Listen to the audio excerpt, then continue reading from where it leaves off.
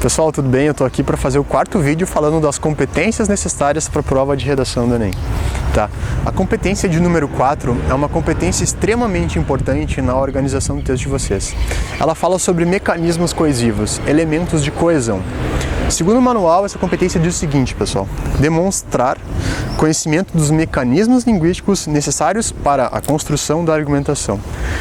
Lendo a competência, fica claro que vocês precisam apresentar coesivos. O que são coesivos, pessoal? Vou dar exemplos aqui, tá? Logo, portanto, por isso, desse modo, nesse sentido, nesse contexto, em primeiro lugar, em segundo lugar, diante disso, por tudo isso. Percebam que são palavras que ao longo do texto fazem uma progressão textual, promovem o desenrolar do texto, faz com que o texto não fique com um monte de vírgulas. Isso é extremamente importante.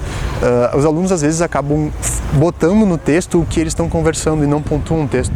Saem botando um monte de vírgula, saem falando como se estivessem conversando aqui com vocês. Eu vou seguir falando assim, vou seguir falando assim, vou seguir falando assim. Percebam? Vou falando e não pontuo.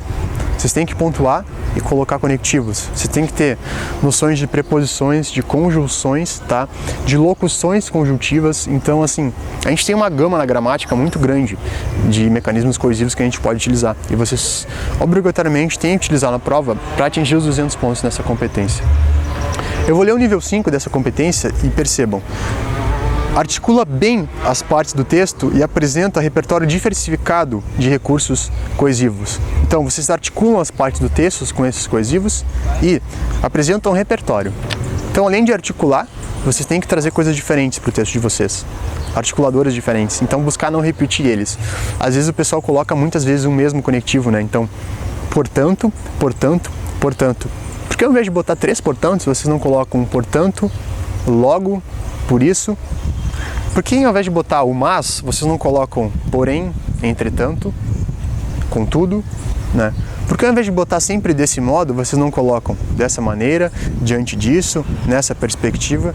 Então percebam, tenham um repertório de mecanismos linguísticos importante para que nessa competência de competência 4, né, vocês consigam pontuar então os 200 pontos. Certo, pessoal? Esse foi o quarto vídeo de competências. O próximo é sobre proposta de intervenção. Um grande abraço e até lá.